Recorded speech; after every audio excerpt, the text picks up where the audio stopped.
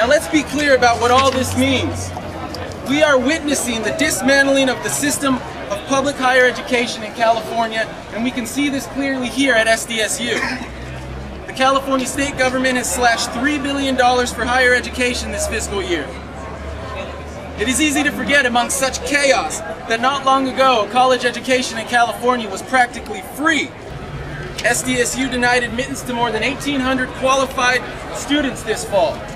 SDSU has shut down an entire dormitory on campus which can house up to 550 students. More than 500 courses were eliminated from this fall's schedule. We have seen a 33% increase in our student fees this year. $3 billion. The amount slashed from public higher education this year in California pales in comparison to the trillions of dollars that were handed to the financial elite, the very makers of this crisis. As we speak, university faculty in Australia are striking against cuts made to their public education system that are fundamentally no different than the ones we are experiencing here in California. In the face of such an international attack, it is necessary that the struggle against these draconian measures take an international character.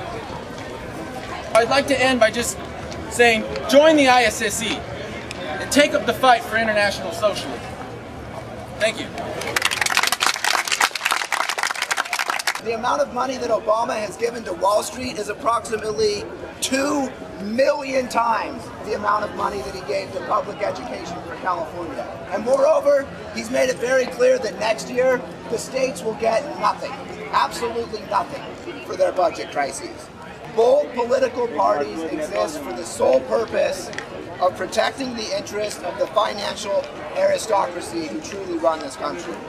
The fight for public education is inseparable from the fight for socialism.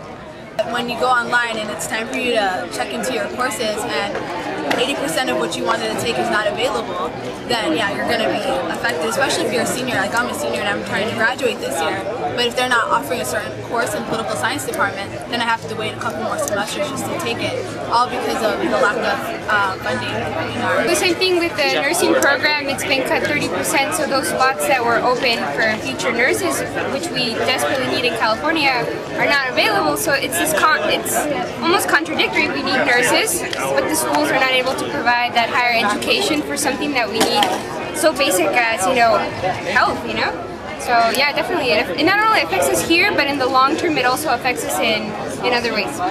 Personally speaking, for as far as next year, I have a younger sister and younger cousins that won't be able to come to school because of budget cuts and the cut in intake for enrollment. So 40,000 something or so students are not going to be able to come here next year or to any CSU school. So that's kind of scary. How do you assess who deserves education and who doesn't? Because it's as though you're saying that some students are not worthy of education.